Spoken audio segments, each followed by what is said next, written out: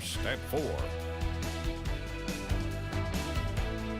Good afternoon, I'm Steve Hensley. First at 4, it is the end of an era for one Perry County staple as they leave their Airport Gardens location for the first time in more than 3 decades to start fresh in downtown Hazard.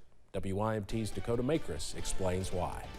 What you see behind me is the start of a new chapter for Francis's Diner. It's moving from where it stood for decades to its new location here on East Main Street.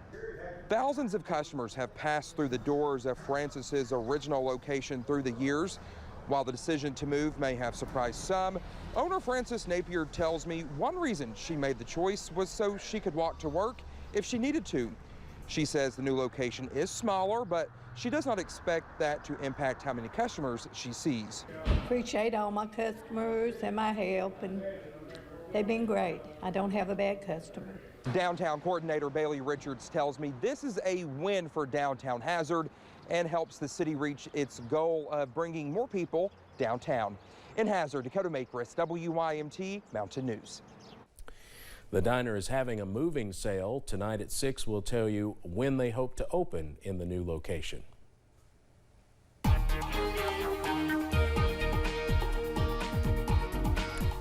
You saw Dakota there in his puffy coat a little bit earlier on. Good news here, though. We're actually starting to warm back up again this afternoon.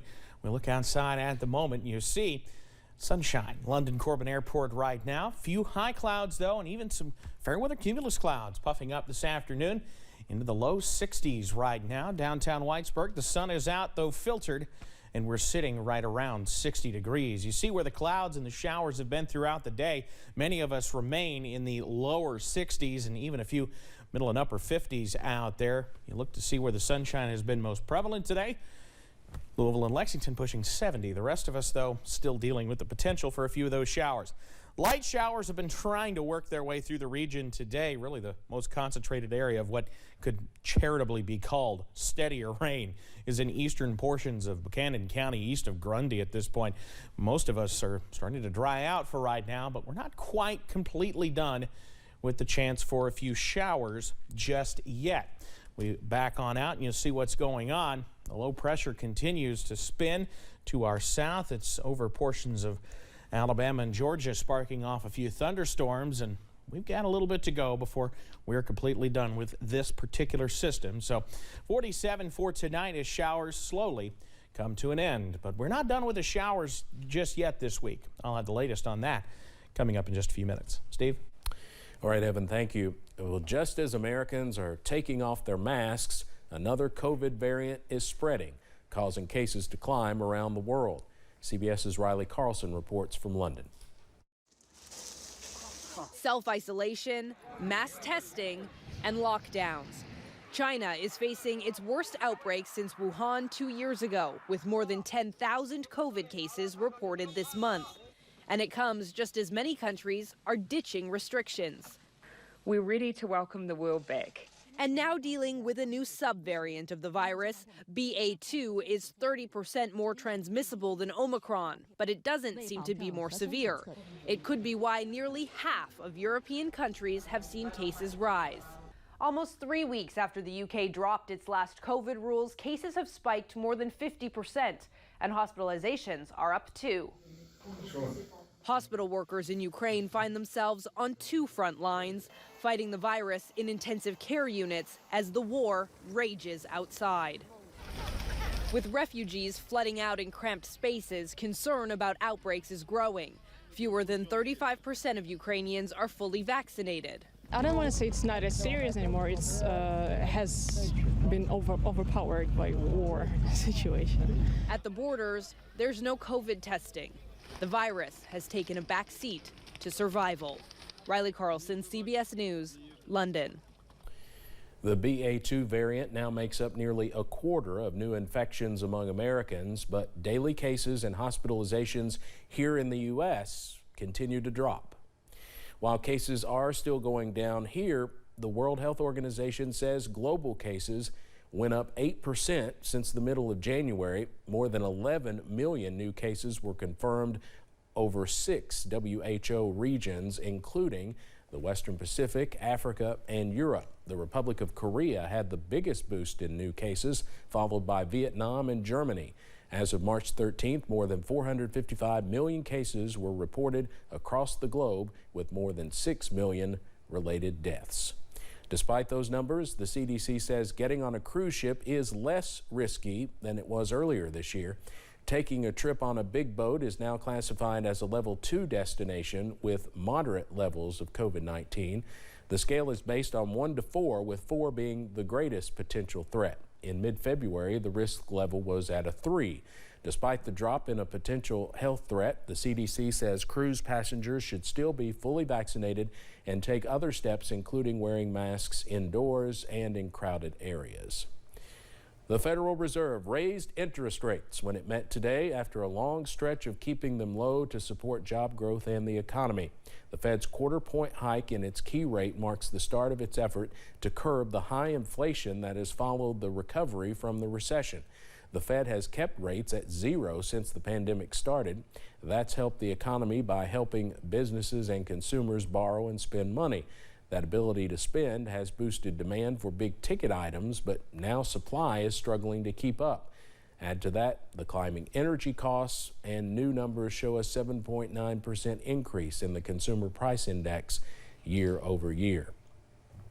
President Biden says gas prices should be lower. The president took to social media to call out the tendency for gasoline prices to go up like a rocket when oil spikes, but only drop like a feather when crude crashes. Scrutinizing a decades-long trend, critics say hurts consumers by failing to pass savings along to drivers. President Biden tweeted, quote, "Oil and gas companies should not pad their profits at the expense of hardworking Americans."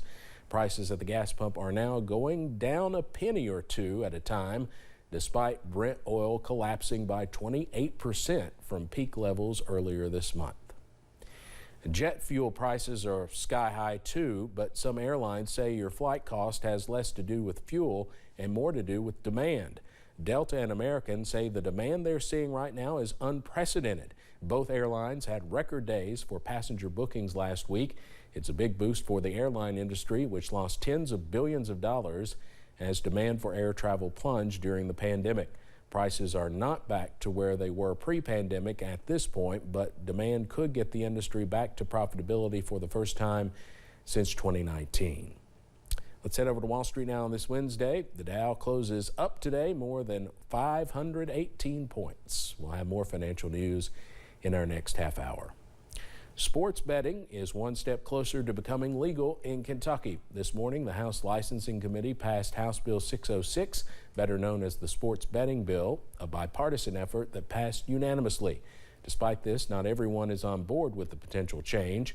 Opponents of the bill say that an expansion of gambling in Kentucky would cause more harm to people who already struggle with addictions and are now voicing concerns about the bill moving forward. Government-sponsored expansion of gambling, by its nature, is bad government and bad policy. The bill was passed out of committee in tandem with 3 other bills focused on wagering and the future of betting. House Bill 607 would fix up problems with pool-style betting without fixed odds in the state. House Bill 608 would outlaw gaming that is not explicitly approved under Kentucky law. And House Bill 609 would establish a $225 million fund to help provide services for those struggling with a gaming addiction. Well, the University of Kentucky is preparing for its first round NCAA Tournament game against the St. Peter's Peacocks tomorrow night. Brian Milam is live in Indianapolis with more on what's happening today in our Big Blue coverage. Brian.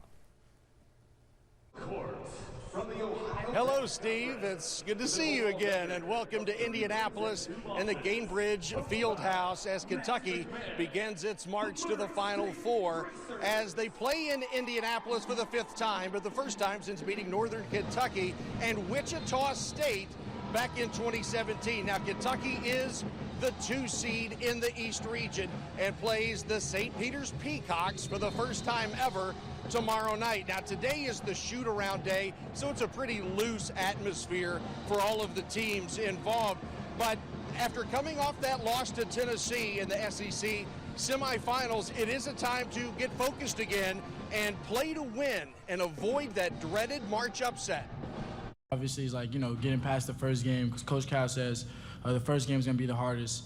And then from then on, it's just, it's quick turnarounds. Each weekend, if you win the next game, if you get a day break, and there's another game after that. So, just being quick-minded, knowing that it's next play, it's next possession, and also just staying together. Because at the end of the day, all these teams are really good. Basketball is a game of runs, so just being able to sustain everyone's run, take that and counter it with our own run and stay together. Well, as we know, it can be difficult in the opening round of March Madness. Upsets do happen. In the 2-15 matchup is what we have with UK and St. Peter's. The 15 seed has won before, but the 2 seed is 135-9 all time in the NCAA tournament.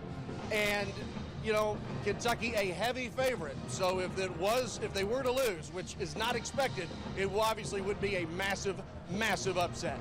In Indianapolis, I'm Brian Milam, and Steve, this sounds good. WYMT Mountain News. Brian, thank you very much.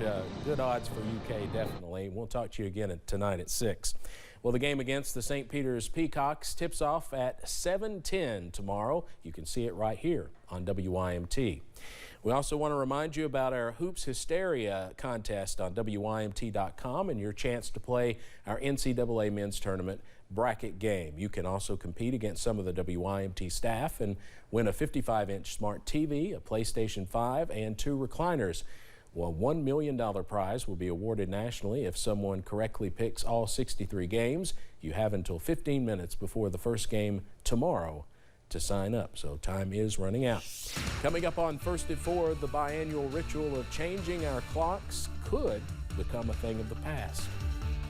And we've got showers today with a break on the way. Before more showers work in to finish the week, I'll break everything down on the way next. Imagine yourself in a new Toyota. Nice. Solid